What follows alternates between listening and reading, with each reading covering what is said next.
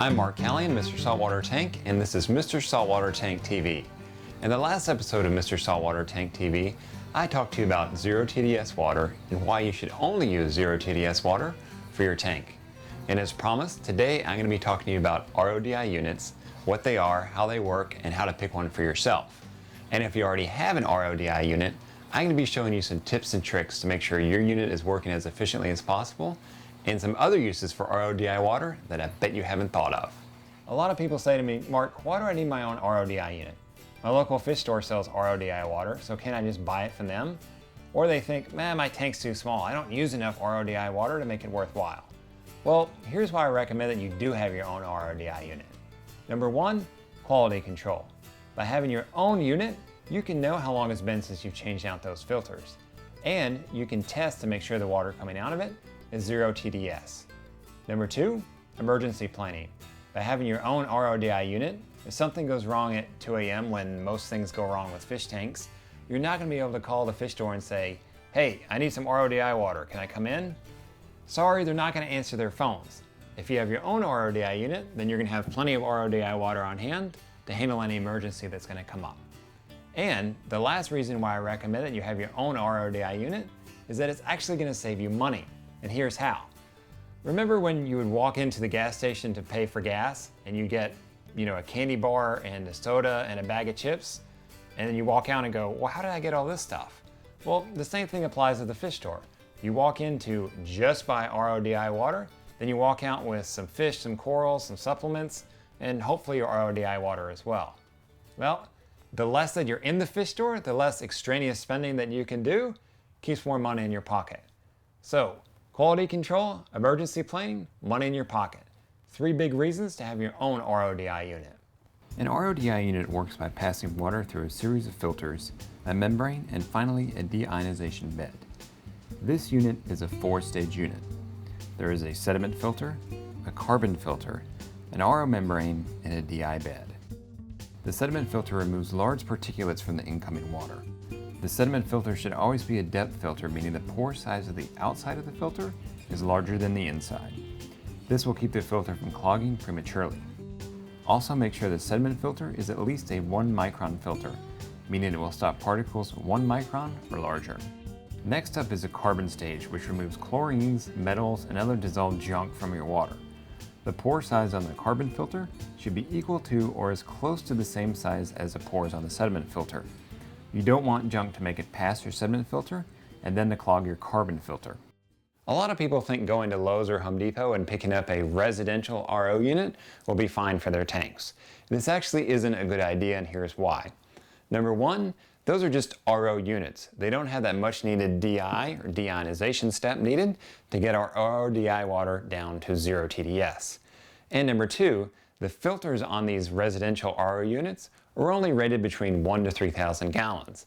That means once they've treated a couple thousand gallons, they're no good anymore and they need to be replaced. Buying an RO unit from a water purification specific place, like Buckeye Field Supply, these filters are made to treat up to 25,000 gallons of water. So you can make a lot of RODI water before you need to replace these filters. So the Lowe's and Home Depot units are good for just your RO tap water that you're going to be drinking yourself, not good enough for your reef tanks. Now that the water is starting to get clean, it moves up to the RO membrane.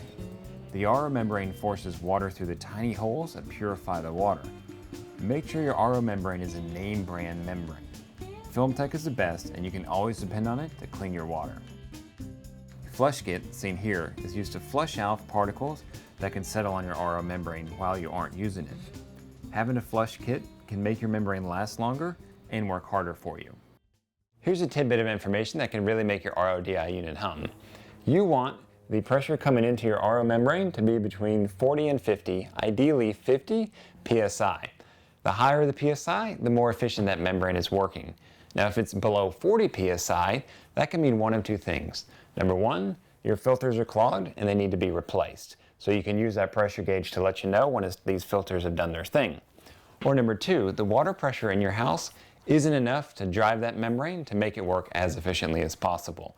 A lot of people think they want a lower PSI rating for their membrane, but it's actually wrong. You want a higher PSI rating. 50 is best, under 40, you're going to either need to change your filters, and if you change them and that doesn't work, then you're going to need to buy a booster pump to get your PSI up there so the membrane can work efficiently as possible. At this point, the TDS of the water is in the 5 to 15 range. The water has come a long way from the 140 TDS coming into the unit, but it isn't done being cleaned up just yet. It has to go through the deionization bed to get its TDS down to 0. DI beds should be vertical beds and a refillable cartridge, and the DI media should be packed as tight as possible in that cartridge. Keep in mind that when you're replacing the DI media, you'll want to buy it from a place that sells a lot of DI media like Buckeye Field Supply. DI media reacts with the carbon dioxide in the air, so a place that sells a lot of media is going to always have fresh DI media on hand.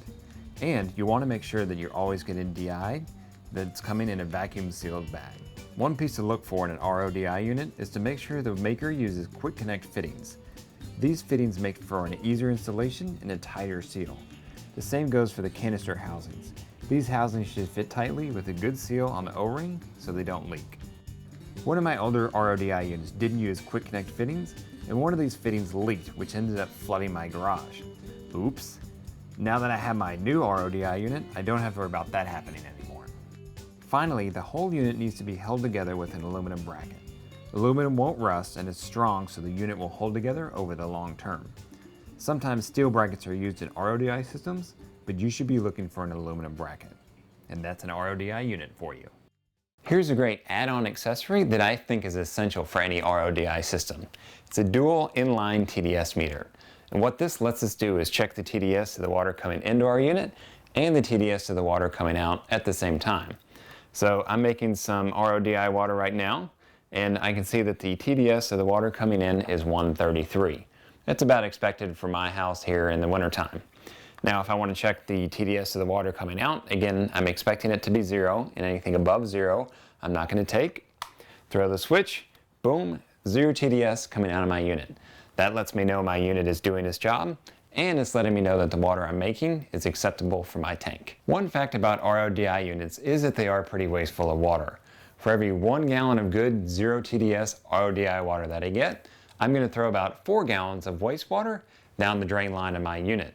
Now, some people will add a second RO membrane to make their units more efficient, but for me personally, I'm okay with that 4 gallons going down the waste line because it makes for really great water to water your lawn with. Just take the waste line of your RODI unit, run it outside, and boom, instantly your yard gets watered and you get great 0 TDS RODI water. I'm all about double dipping when it comes to fish tank equipment. That is, using it for its intended use for our tanks and using it for other uses around your house. Here are some uses for RODI water besides making RODI water for your tank that I bet you haven't thought of. It makes a great glass cleaner. It makes good tea, and it makes really good sweet tea. And you can use it to mix up your baby formula. When it comes to double dipping on fish tank equipment, an RODI unit just can't be beat. Using RODI water is a non-negotiable item for a saltwater aquarium. There is no leeway in this. You have to use it if you want your tank to thrive. And I recommend that every tank personality have their own RODI unit on hand. Now, I'm not going to lie, an RODI unit, it's a bit of an investment, but the best investments pay off in spades over time. And a good RODI unit is certainly going to do that for you. Now, here's a quick parting tip. Always make sure that you have a spare set of RODI filters on hand. If you notice your TDS creeping up out of your unit, you're going to want to replace those filters as quick as possible. So by having filters on hand, you can grab them, replace it, and be back to making 0 TDS water in no time. You're not going to have to wait to ship these filters in. So 30 bucks gets you a set of replacement filters. It's cheap insurance for you.